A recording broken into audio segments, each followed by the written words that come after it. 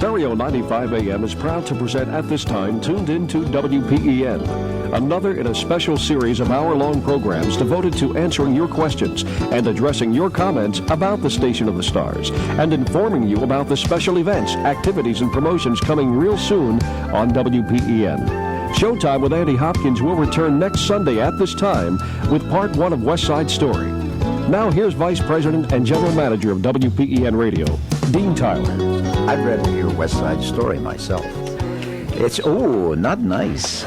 It's July 19th, so this must be tuned in. Thank you, Charlie. And I am Dean Tyler, and I have two members of the two members of the staff. I was going to say start the day, but Jerry might be offended by that because technically you're really second in the line. No, Jerry, you offended a couple of weeks ago on the show. Well, it's easy for me to offend people. And we're inoffensive. We can't be offended. You can't insult an early morning man. Anyway, we have with us Elaine Sonsini and Ken Garland, who probably need no further introduction. I'm sure after Ken spoke, everybody knew who he was. What do you think, Elaine? You think they recognized his dulcet tones? Anyway, just promise us two things. What's that? One, that you won't ask what our real names are. And two, don't ask if I have a girlfriend, because I'm not prepared to deal with that. I had a letter from a woman who wrote in incensed that Jerry Stevens couldn't be married or something like that. Huh? Why did he say he was? Well, I know for a fact he is. I'm absolutely 1,000% positive. Many times. What right did I have to ask him that question? Because I knew the answer. Just wouldn't accept the answer. That's right. She thought that he lied.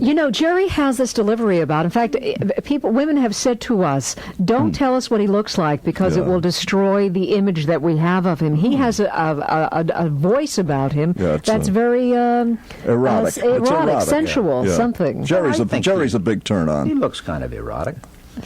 Erratic is more like it. I also had a letter about Jerry. Here we are talking about Jerry. We haven't even done the Ken and Elaine show yet. Had a letter from another person, the only one I've ever had that was really negative about Jerry, and it was a man. And he said it's just those silly women that don't know a thing about music that like him so well. Oh, now the Democratic platform would not like that kind of comment. Right. Well, anyway, we're going to, at least in the early part of the show here, while Ken and Elaine are still awake since they get up so early in the morning, we're going to ask some of the questions that the listeners have phoned in and written in about Ken and Elaine, and a lot of other things, too. The idea of this show is to have folks from behind the scenes on, as those of you who have heard it before know. And today we thought, what we're trying to do is get at least one or two of the air talent on sort of an informal basis as part of each show, which we generally do once a month. We'll tell you a little bit about our next show a little later on in the show. No hold back here now. No. We're going to ask biting This is the questions. Good with the bad. All the warts hang out. I think, though, before I do that, and I only brought a few of them with me, that I should say thank you to everybody who wrote magnificent letters about our picnic. We had the most spectacular picnic. I know you've been to some of them. This one was just a killer. It was absolutely sensational. The folks at the park were magnificent. The location was fabulous. And it was a beautiful day after we postponed it from the 4th. So thank you to all those folks who wrote in those letters. If it had been in the air-conditioned spectrum, I would have been there. I tell you what, it was not bad on Sunday. The humidity dropped. The breeze was blowing. Certainly, Dean. Okay. Well, starting off on an up note, hats off to Ken and Elaine and the fabulous job they do, morning after morning, year after year. It's underlined. My question, how do they manage so well to coordinate their thoughts and their words without stumbling over either? I'm reading what's written here. There's somebody who's not listening very closely. At something early hours. At such early hours. Yeah, we have a product named Miracle Ear that we should send some information out. That's very nice. We're lucky to have them, and that's Eleanor Burgoyne sent that. Isn't Thanks, that a nice Mom. up note to start on? So how do we not step on each other's mouth? That's something you have to work out, because we had a lot of problems at the beginning. Because teams do that. A team concept is a very, very difficult thing to bring off, and sometimes it works, and sometimes you never quite get the hang of it. And I can recall the first year there was all kinds of crosstalk, and then you factor in the third party, Art Andrews, and it really gets difficult. You're popping with ideas. You want to say things. The other person is still expressing themselves, and you have to almost instinctually feel when the other person is through, or you get that awful talk talking over, which we still do on occasion, but not as often. It's hard, but it takes time. It does take time. It's almost like a dance. The first time you dance with somebody, you're going to step on each other's feet, and That's after good. a while, you become one brain, and I think you do sense. Yeah, half a brain There's a between line us. there somewhere. It's a real no-brainer. Right. And somewhere along the way, you do start to sense when the other person is Yeah. going to talk and when they're finished. And sometimes it works, and sometimes it really doesn't. And I think for the professionals within the staff, they can sense when we've missed somehow. Oh, and of course, sure. we know instantly when something has gone wrong. You just try to gloss over it and go on to the next thing. Yeah. Thanks for the question, Eleanor. Hope we And answered with all it. due respect to both you and Ken, Elaine, I think that art fits into that pretty well, too, because you come up with these gems from time to time. Well, art, you know, manages to stay out of the way at the same time. Art's cozy. He lays back until he has a line. And then he lays in the line, he gets out again. So he doesn't suffer from too much exposure, you should pardon the expression. But I can tell the audience, because I've had some experience in this in other markets and other stations, that the toughest thing to do is to put together on the air is a team that works. And it's particularly difficult when at least two-thirds of the team live together, too, because you spend a lot of time together. And that sounds like it ought to make it easier. We're pretty It doesn't bored with each necessarily. other, I'll tell you that. Sick of it, I'll tell you the truth. Well, that leads us into our next question, and we had a lot of these from Kathleen Vanna, from Dolores Shearer, and from Mrs. Robert Flick, just to name a few of them. And the question is, how did Ken and Elaine meet, and how long have you been married? You've discussed this on the air, I think. But I don't think so. I don't think this may be our first opportunity to discuss it on the air. Let it all hang out. Yeah, we'll try and boil it down Should to we tell the truth? its basic essence. Yeah, I was with WIP in what was the year? 1970 something. 70. Yeah, and I was on the air doing mornings, and Elaine, who didn't even have a glimmer of a radio career at the time, was a secretary for one of the executives, weren't you? I was a sales secretary, and Dean Tyler was our program director. Boy, it's a wonder the three of us didn't get married. Maybe I should have married Dean instead. oh, gosh, I wouldn't want to wish that on anybody. And I was going through the painful, torturous process of a very unhappy personal situation, and was extremely vulnerable for the first woman that came along that was looking for a nice-looking guy with a lot of money.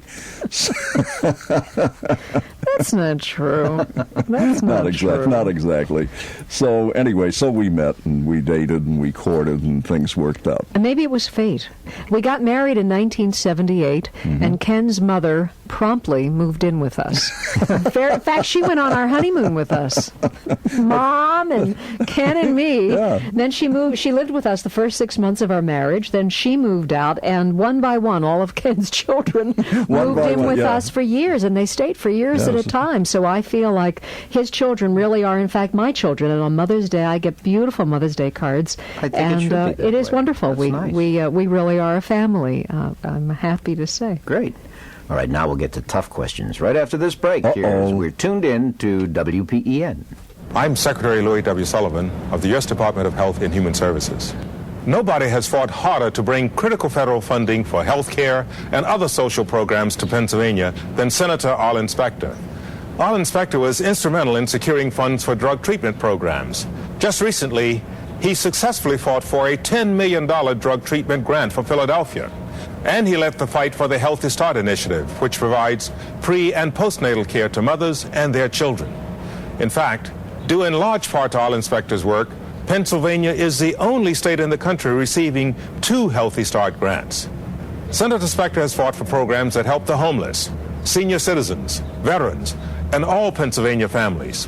I know from personal experience, when it comes to fighting for the needs of Pennsylvania, Arlen Specter is an independent voice, and I respect him for that. Paid for by Citizens for Arlen Specter. Hello, everybody. Ed Hurst here. This afternoon at 2, as part of the great weekend lineup here on your Station of the Stars, it's the Sunday 950 Club. I think you'll like it. We had deadly time. In the final quarter hour, we'll feature the top 3 songs this week in 1955, maybe a guest star, a little chatter here and there, and the best music ever recorded. Hope you'll join us. That's this afternoon at 2 on 950 WPEN. And welcome back to Tuned In. I'm Dean Tyler. I have Ken Garland and Elaine Sonsini with me. Ken. Yes. Do you know that Ten Dean? Pennies uses local florists when they have to deliver flowers a distance? No, I had no idea. Well, Dr. Charlie Klink thinks that you think they go to Delaware, and they really don't. That's what I thought. Oh, they don't. I thought that. Oh, they contract like out? any other florist. They, out of state or. Well, one of distance, you know what it is one of your scurrilous account executives, sales person, apparently gave me that impression, and nobody ever told me Nobody otherwise. told you otherwise. No, hey, thank you. Okay, see? Appreciate that. Well, I thought they took nice long rides down to Cape May Courthouse and Vineland and Maryland. Yeah, And they're in what, South Philly, aren't they're they? pretty smart, those I believe. Catanias. Yeah, I tell you. Yeah. They know what they're doing. Okay, here's a good one from Pat DePatri. How come Elaine had Christmas dinner with her mother and Ken had Christmas dinner with his son? Yeah, Why how weren't come? they together? Yeah, why? Because my Ken? son doesn't like her mother. You want to tell that? Well, I think the answer is this, because when you get into second marriage situations, you try to make everybody happy. And we've never put pressure on each other in terms of having to fulfill family obligations that we feel we each have respectively, so that we'll say, well, look, if your son's not going to come all the way out to the Northeast, and I really do want to be with my mother, so how about if I'm with my mother, and then you'll feel good about being with your son, and you can be with him as well.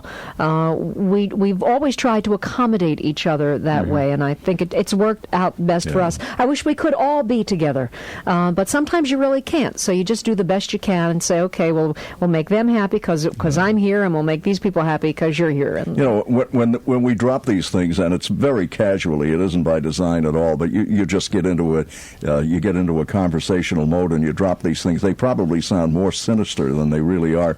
People who tend to hear things like that say, uh-oh, something's up. And nothing is up at all, really. It's just a matter of not imposing our individual families on each other.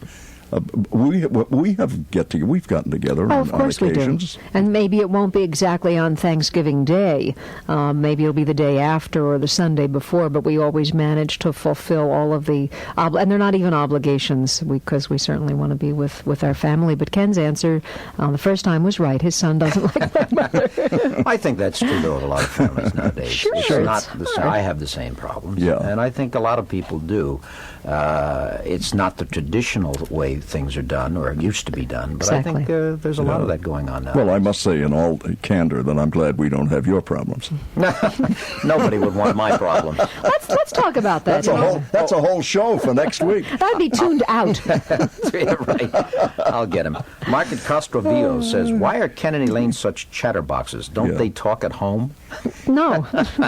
You sleep? We hear that. We don't hear it a lot, but we hear it. You go on these cruises and you take 100 people with you, and out of 100 people, you get some really interesting slants on what it is that you're doing, and occasionally somebody will make it very clear that they think that we simply talk too much, to which I respond, that's really what we're here for. Dean doesn't think so. He wants to know why you talk so much. I didn't say that. That's the job description as I perceive it, because WPEN, as prominent as the music is and should be, is not a jukebox, because there are places that you can go and you can hear continuous music with no human contact whatsoever. And I think the appeal, particularly our time of day, is companionship. It's conversation, it's ideas, it's listening to people having fun on the radio. That's what we try to be about, and we get excessive sometimes. We do go over longer than we intended to. For that, I apologize, but it is part of the format as it was described to me 5 years ago. Well, it's you want to re-describe it? No. It's also information. A great deal of what you do in the morning is information. Yeah. It depends on how you hear it. What the audience hears is just roughly, we'll say 5 minutes of news and 2.5 to 3 minutes of just fooling around. But when you take it as a package, it comes out to 7 or 8 minutes. That's a lot of talk. At a station that plays a lot of music, that seems to be a lot of talk. It's true. Okay, Ken, here's one for you from Janet Alexander. How did Ken get into radio? How did I get into radio? How did you get into radio? I was a card-carrying traveling musician, and at the time that the band business folded in the early early 50s, around 1951 and 1952, when I was just getting out of the Navy from a tour of Korea and resuming my career as a traveling trumpet player. There was no more big band business. I mean, it had virtually ceased to exist for the most part, and all that was left was very limited opportunities with radio and television studio band. It just wasn't what it used to be, and it wasn't what I thought it was going to be when I became a musician. So I was looking for something that was as closely allied to music as possible, something where I could take a pretty good, well-rounded education in music and apply it to something, and this turned out to be it. It's as simple as that. That's pretty simple. Yeah. And it segues nicely into William Rahelick's question. What big bands did Ken play in? How long? Where did he travel with the band? What instrument? Tommy Dorsey, Benny Goodman. Yeah, she always does that. I pass on all of that. That's old stuff. Because it's tiresome. It's just old stuff. It was a trumpet. Yeah, it was a trumpet. Yeah. And you traveled a fair amount, didn't you, throughout the country? I mean, I've heard you various times. 4 or 5 years. But I try to really soft pedal that because it's old stuff. You're a good trumpet player. It's old stuff from an old guy. I was pretty good, but I wasn't good enough to stay in it.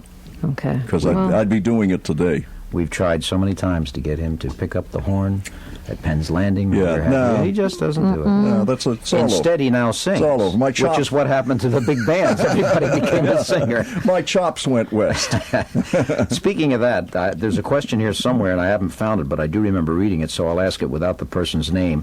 Why do Ken and Elaine sing Happy Trails to you? Why? Because we enjoy it. How did we start doing that? You know how we started doing that? God, what a dumb question. Now, aren't you glad you asked it? One morning, because we're always trying to find different little things to do to add to the program, and one morning, without any thought behind it, we grabbed Happy Trails and sang it on a Friday, and thought it was so cute, we decided we would do it every Friday. Yeah, we're just constantly trying to upscale the product, Dean. And At least he'd tell me when he's doing that. and these I think it should be said, and this is the only time it'll be said, the first and last, we don't really think we're very good. I'm going to tell you that. Because we yodel on the air doesn't mean that we think we're good. See, it's just a sort of a participate. I challenge you to be in your shower or your car and not sing along with Happy Trails to you, at least in your head. I think it's kind of infectious. It is. And it's very friendly, obvious that we don't really think we're and homespun. terrific singers, yeah. Because if we were terrific singers, would we be here?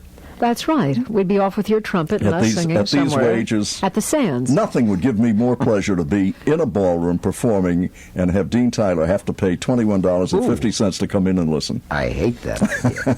This is Tuned In. This is 950 WPEN. You can't use a mobile phone to call home. You can't use a mobile phone to explain why you're late. You can't ease your family's worries or say goodnight to your kids. Hello? Unless the call goes through. A mobile phone is only as good as the system it's on. Call 1-800-255-BELL. Bell Atlantic Mobile. The vocalists were taking over in 1948. We celebrate the class of 48, the music the kids were hearing that year, including Peggy Lee. The faucet, she is dripping, and the fence, she's falling down. It was 3 years after the Second World War for the class of 48 on the next Big Band Jump. It's Big Band Jump tonight at midnight on your Station of the Stars, 950 WPEN. Welcome back to Tuned In. I'm Dean Tyler. I have Ken Garland and Elaine Sonsini on today's show. And by the way, we'll be doing Tuned In again on Sunday, August the 23rd. So that'll be our next time around. Next week, of course, Andy Hopkins will be here with West Side Story Yay! Part 1. Yeah, Yay. good show. Good show. Ken, speaking of shows and music, Yes. Gene Collins says that you said that I Wish I Didn't Love You So came from a movie. Yes. What movie? I don't You know? recall. I had a feeling I should have told you I that don't know one. that movie. Really? I don't recall. You know what it was? I think it was The Perils of Pauline. Well, I know it's a Betty Hutton film, and I'm quite sure it was The Perils of Pauline. I would just about bet we don't have a mortgage anymore. I was about to bet the mortgage. Well, What happened to Charles? Oh, there you are. That's what it was. Okay. Yeah. Perils of Pauline. It's now recorded, so if it wasn't, it better be. Elaine, I have a couple of questions for you. See, now he's getting around to me. Is that Elaine's voice on Jay Lamont's All About Real Estate show? Oh, boy. My husband doesn't think so. This is from Charlotte Grossman. Charlotte, your husband is wrong.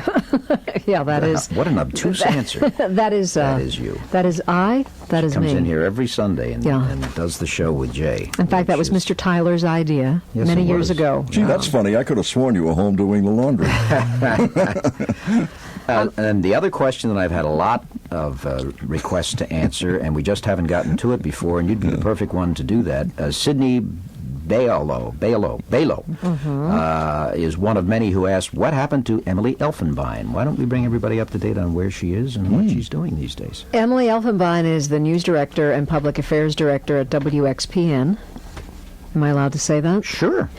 In fact, Emily is now on the air. Initially, she was just there in a managerial position, and she is doing extremely well, and we miss her very much. Yes, we do. In fact, I heard from her just the other day, and she said that it's a very challenging position, and I'm sure she'll do well for them. I envy them for having her. Very talented lady, and we do miss her. Yeah, we do, very much so. Ken. Yes, sir. Why don't you play Barry Manilow's version of Stardust sometime between 9 and 5? I know why you don't play it after 10, but I mean, we play Barry Manilow's Stardust. Occasionally. It's not something. I mean, we must play. An infinite variety of versions of Stardust, of which Barry Manilow's is as respectable as anybody else's. Sure. I don't know why, except maybe it's long. It is, I think. It's long. But maybe one of these mornings in your 9 o'clock hour. Approaching 5 minutes. Yeah, it is a long version. I seem to recall us playing Stardust all day long a few years back. That was just about the time you joined us. That was, yeah. At the Stardust Ballroom over in New Jersey. Yeah. The live broadcast, yeah. Boy, did we run that one into the ground. Boy, we had Stardust. It was different, though. 5,400. We had Stardust that was unbelievable. It's amazing how many versions of that song. Whoopi John Wolfart and his polka band. Be very careful. That's his name, by the way. Oh, I know that. I mean, 500 different versions. Say it carefully. Now, here's a question I'll throw open to all of you. Look at all those questions. What does WPEN stand for? Says Josephine Santella. I think it just stands for... No, I think it was Pennsylvania or Penn Broadcasting. Exactly. Yeah, I believe that it's just because we're in Pennsylvania. Yeah, I think and so. You have to have a W, so I think that's what the did answer to what that did WIBG stand for? You should know. We believe. I believe in God. Isn't that interesting? Right. Yeah. Yeah. And it was a rock and roll radio station at the time, but originally it was and now has gone back to religious broadcasting. You know, I believe in James Brown. Yeah. Here's a good one for you, Elaine, from Sarah Dilks. What do Art and Elaine do in between newscasts? We eat donuts. Just sit around, right? And have coffee. Question that. Where do you think the news comes from, Sarah? You see, you have to realize that people really don't know how a radio station works. A lot of people think that it's already written for us, and we just come in and read it, and in between we have nothing to do. But in fact, we originate the news. We write the newscast. We gather the information. We all of the what we call them actuality or sounds or voices of the newsmakers you hear are things that we put together. So in fact, we do the complete package, and that's what we're doing in the 20 minutes that we're away from the microphone. We're back in the newsroom, and we are getting the latest up-to-date information concerning news that's happening that morning. One would have the impression that I'm just a lull between newscasts. I'm killing time until they can get a newscast together. They don't even know you're on. But you will find that with the exception of the all-news radio stations throughout the country, that with the smaller shops, and we are one of the smaller shops, that the news people who are delivering the news are doing everything. They're doing all the legwork before they get that information to you. At other news stations, they have writers, and they have interviewers, and they have reporters, and they have anchors, but we do everything. It's interesting, too, with television, they usually are trying to reflect the image that the anchor people do everything themselves, and that's not the truth. No, that's a situation where they do very little. They do have writers. Yes, they do. I didn't realize, for instance, that with the program 60 Minutes, I thought that the people like Mike Wallace or Leslie Stahl, I thought they did everything themselves, when in fact they hire different production companies to go out and do all. I had no idea. I thought they did it all. All they have to worry about is their hair. Is their It's a good thing Art's not here. Question for you, Ken. Okay. Charles Burke says, why does Ken talk so much about movies? I love them. I was going to say that's pretty obvious. That's my thing, and I really try to restrain myself. I really try, because I understand. Rarely succeeds. No, that's not. No, you know no, something. You do it all morning long if you had the opportunity. On average, I make very few references to the movies. Really, if you look over the temptation is almost overwhelming, and I'm perfectly aware that a lot of people really couldn't care less about movies, really don't know much about them, don't care that much for them, don't bother with them, and as a result, we really try to relate to the people that are listening. So I hold back, or at least I try to. If somebody has another impression, I apologize to you. I can't help it. No, I just can't help it. I can't help myself. Stop me before. Here's a question probably you or I could answer, Ken, but you're the guest. Oh, thank you. Willard Quick says, was the Dawn Patrol originally part of WPEN? No, it was WIP. Sure. Oh, sure. Joe McCauley. Joe McCauley, who I think you mentioned just the other day, didn't you? I certainly did, because I had occasion to play the Bluebird of Happiness, which brings back to hundreds of thousands of people their adolescence and necking in the back seat of the car and listening to Joe play that 3 or 4 times overnight. Jan Pierce. Yeah. Well, we're going to break for the weather, but when we come back, Elaine, I wish you'd explain, as briefly as you care to, a little bit about what Unistar is on WPEN. This is Tuned In, 950 WPEN.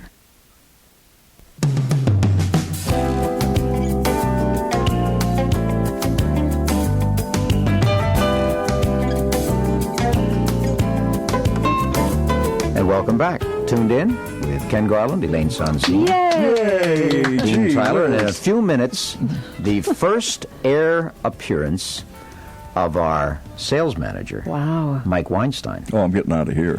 Who is a near occasion to sin for Ken Garland, because he always needs something, right? Anyway, Elaine, tell us a little bit about Unistar. I mean, people hear that term.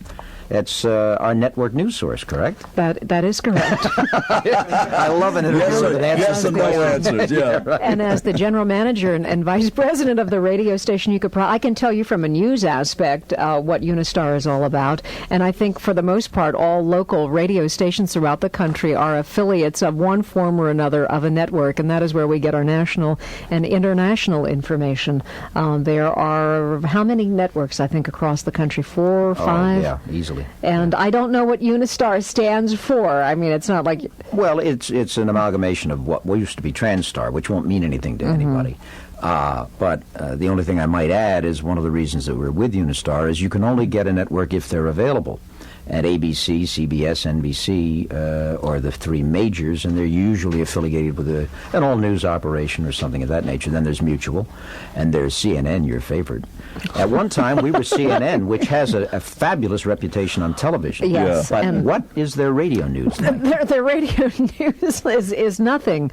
That's their radio news, and it's only because, and I don't know if Ted Turner would be responsible for the radio network as well as TV, but they thought that it would be a good idea to branch out into radio as well, but they thought they could do that by just using their television people and condensing it somehow into radio broadcast form. And they never figured out how to do that. What they were doing, in essence, is they were feeding their television audio to radio stations, and you could hear it. And you would have reporters come on WPEN saying something like, "We have a fire here. Look at this building." Well, this is radio. How apropos that I asked that question, because I remember specifically when you went nuts, and it was at the Republican National Convention. Yes. And the newsman said, "As you can see behind me, it's jubilant here in the auditorium." And on then radio. We had I think it was the inauguration of George Bush. Oh, that was the And killer. that was it when Mr. Tyler said, "That is it. We're changing our networks." Right in the middle of George Bush's acceptance speech. they went to a commercial. And that was the end of that, because we really do take pride in what we bring to the audience, and that was it. The next day they were canceled as our network. That really happened. That was one of the most embarrassing things that ever happened to me in radio. We went from the middle of "thank you very much, I as President of the United States" to lawn furniture. Yeah, it's true. And that was all done by the network. We didn't have anything to do with that. We were as astounded as the rest of the world. Here's another up note from John Thiel in Willingboro. Says, I was glad to read that Ken signed on for another 2 years. He's solid in that spot, and I hope to be around with him in the years to come. So does he.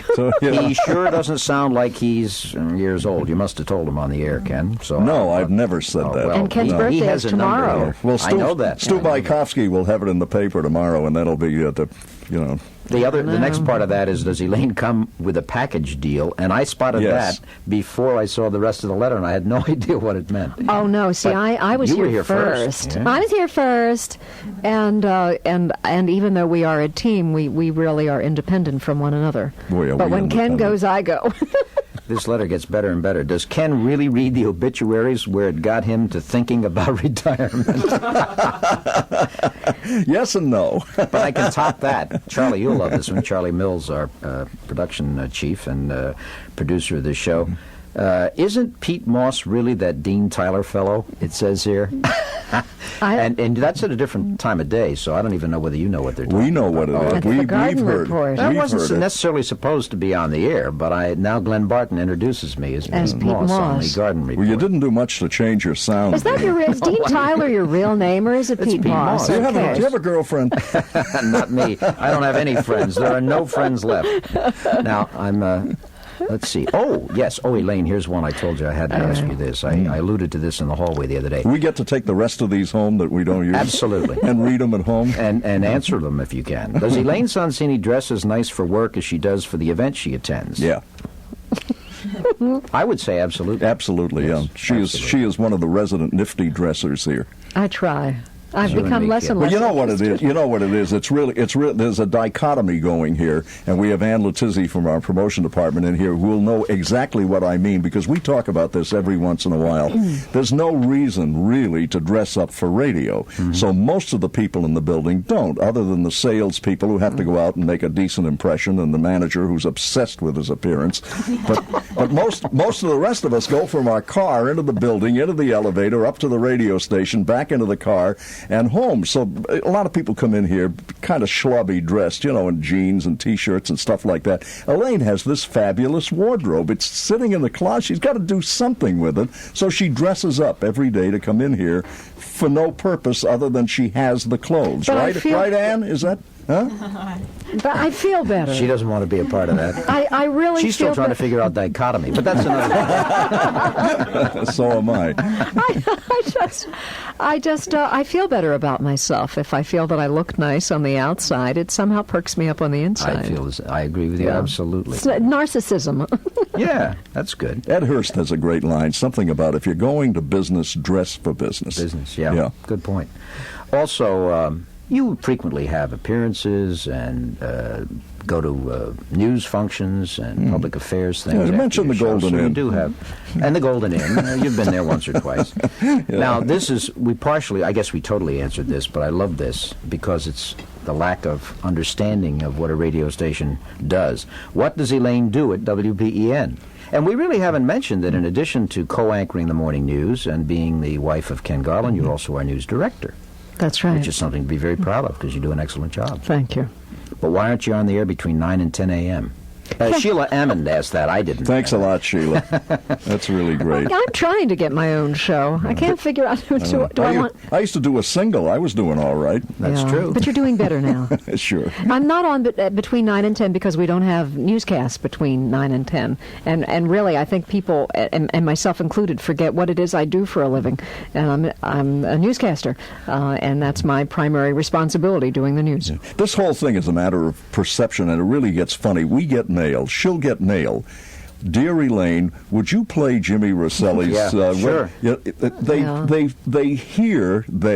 sorry, folks, you hear Elaine as part of the overall, where in fact her primary assignment is news. That's my job, Bill. Yeah, but the impression would be that she does music and she does all the other elements of the program. Which is very nice. It's funny that you mentioned Jimmy Rosselli, because that's actually a question in this huge stack of questions. Why don't we play When My Old Wedding Ring Was New by Jimmy Rosselli? We got sick and tired of it. But we still play it a tremendous amount. Of course we do. Yeah. But there are other good versions, and we want to touch on those too.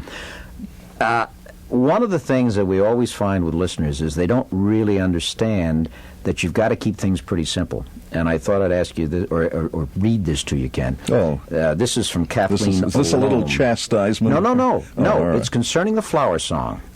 Would it be possible, I'm not going to go all the way through this, because to divide the 5 days into 5 initials each day, like A, B, C, D, E on Monday, F, G, H, I, J on Tuesday, etc., ending with 6 initials on Friday, 26 letters in the alphabet. This is great. I mean, I'm confused. It's very confusing, and the majority of the audience wouldn't even understand what was happening, and we don't mean to make light of it, but we have to keep our promotions, as Ann Letizia will attest to, I'm sure, as simple as possible, right? Right. Well, I don't think it would be offensive to point out to the audience that the majority audience is not paying as close attention as these people who wrote in these questions do. Most of the audience is doing something else. They're using WPEN as what we hope is a pleasant background, something that's companionable and that's listenable, but they're not hanging on every word. Some of them don't even know what the flower song is. That's true. They don't know, and they probably would never participate if they did know. So you have to be very simple and very explicit about what you do. What is the flower song? How do I know? Well, it's very true that there is a core audience that will participate in everything. There are many people who will never participate in anything, but they're still very loyal to the radio station. Yeah. And that's the larger group. You know what's a funny feeling? You must have had this experience. I walk into a store, and the radio station is on, and it's on in the background, and you're having a conversation with somebody behind a counter who's slicing some bologna for you, and you realize that WPEN is their station, but they're not really listening to it. It's just there. And then you say, God, an hour ago I was on, and I was talking, and I'm trying to be a compelling, interesting radio personality and sell my teddy bears and my O'Neill Buicks and whatever it is, and they didn't hear any of that. Right. And that's kind of an eerie feeling. You know, like when you realize your background, as hard as you try, for most of the audience, you'll always be background, and there's certain percentage that don't even know who you are. Years ago, when I was on the air, I did a Saturday show, but I also did what in those days were called record hops. And I can remember I'd go in and tape this 3-hour show, and then I'd drive to my hop. And I'd see people all over wandering around. And I'd say, why aren't they home or in their car listening to my show? What are they doing out here? It's funny when you see the audience wandering around out there. Why aren't they listening to the radio? That's right. Me, I am important. Well, that's it, folks. You're tuned in to 950 WPEN. So there you are, rooting through the freezer for that same old, same old. But wait, what's this? This isn't lean cuisine. This box is green. Healthy choice chicken and vegetables in a box of deep green.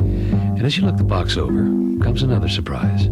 For Healthy Choice, the one in green, has 1/6 the fat of lean cuisine. But it couldn't possibly taste the same. Right again. For Healthy Choice is made with a way of cooking that's closer to art.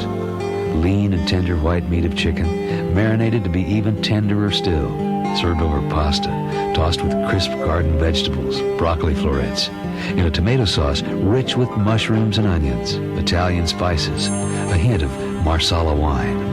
All this flavor, 1/6 their fat. So which would you wish to find in your freezer? Lean or green? Healthy Choice chicken and vegetables. The choice is yours. Hi, I'm Al Alberts, and I hope you'll be listening for our new show. It's called Harmony. And this week we'll be listening to the Hilltoppers, the Platters, the Four Lads, the Four Aces, and the story behind the Champs and Tequila in our special feature, Going for the Gold. All this week on Harmony. Join me. Enjoy Harmony with me, Al Alberts, tonight at 7 on the Station of the Stars, 950 WPEN.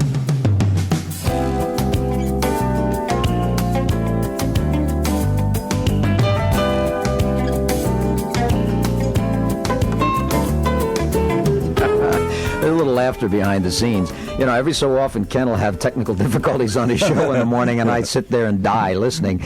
And we just had a mic fall apart while we were breaking. Good, you deserve it. It makes you feel good to know that it happens to everybody, right, Ken? Absolutely. With us right now, in his debut performance, sales manager WPEN, Mike Weinstein. Hi, Mike.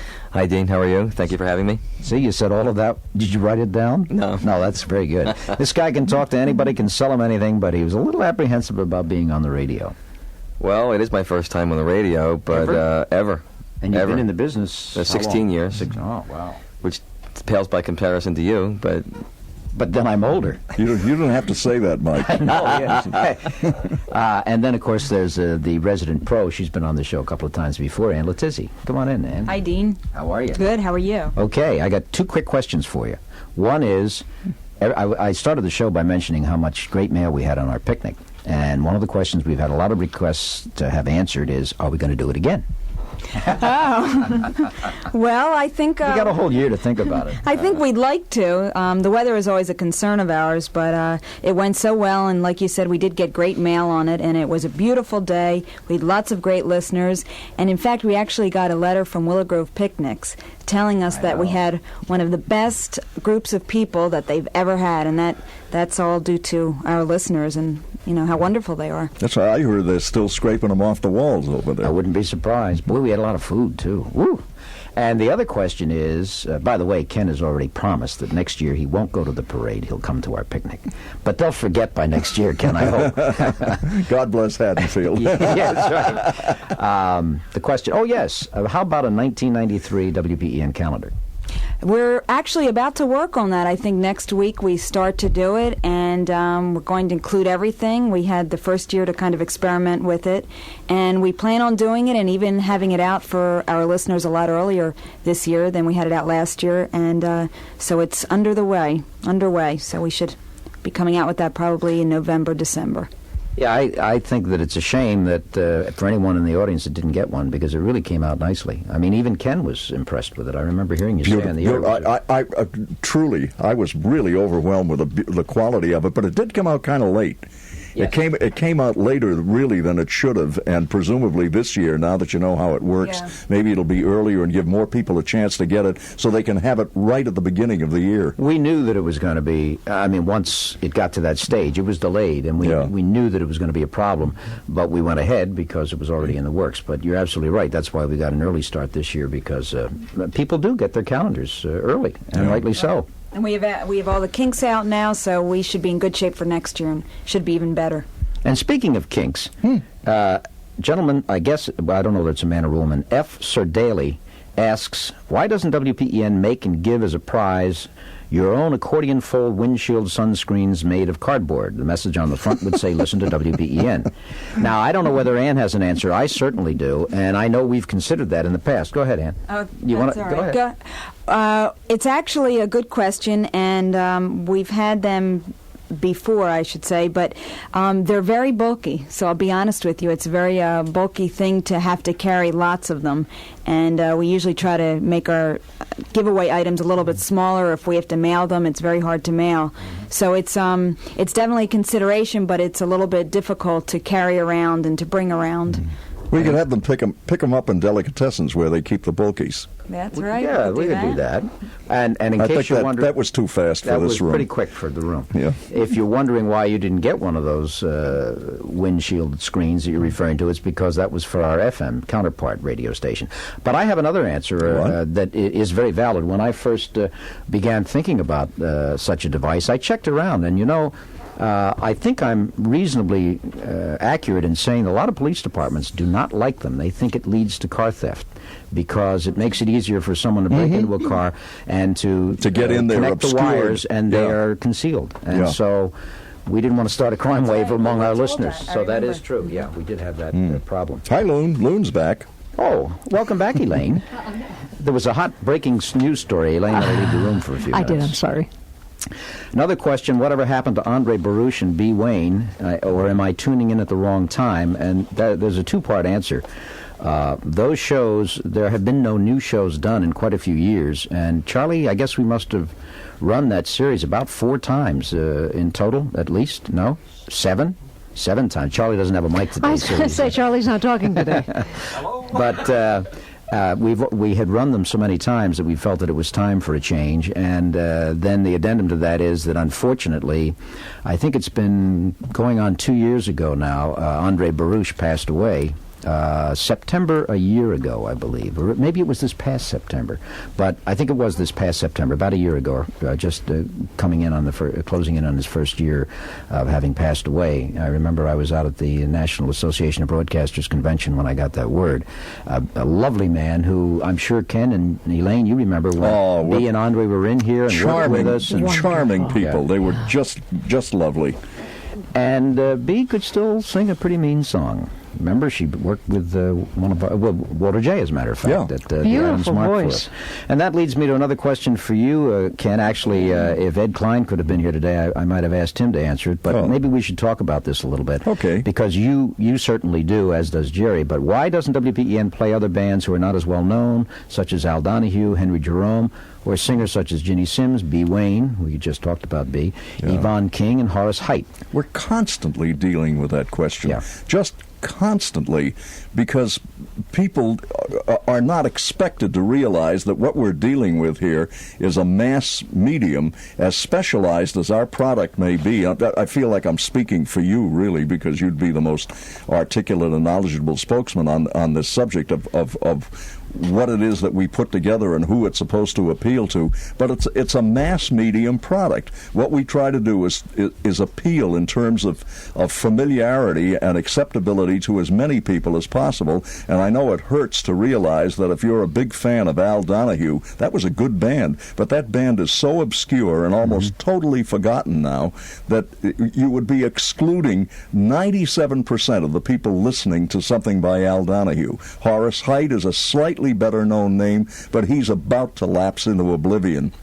So what happens, I think, is almost unconsciously, every year we sort of drop names and artists off the bottom. You know, they just sort of fall off. And what you're left with is the most acceptable and the most familiar at any given time. It must be very apparent.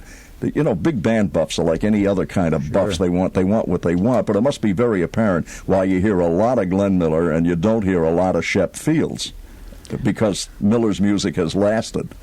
And this is a mass appeal industry, and we have to keep that in mind. But I think that, you know, with some of the specials that we do and certain segments of your show, and certainly Jerry's overnight show and the weekend shows, we're able to spice it up a little bit. But if we were to play them in real rotation, as an industry term, we would probably alienate more people than we'd make happy. And it's as simple as that. Yeah. You know what? It's the death of this business, surprisingly, is not things that offend people as much as confuse them.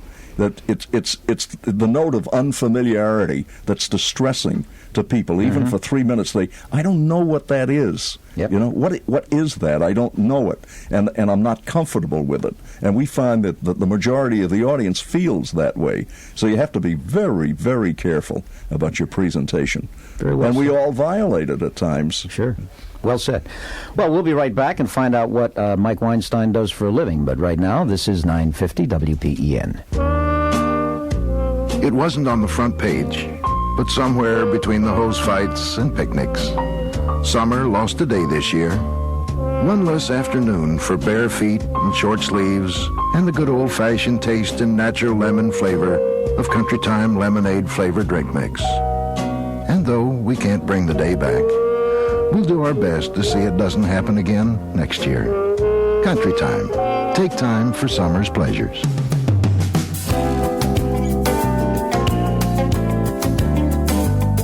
Welcome back to 950 WPEN, the station of the stars. We're tuned in to WPEN with our guest today, Ken Garland, Elaine Sonsini, our promotion director, who is kind of a regular on the show, along with yours truly, Ann Letizzi.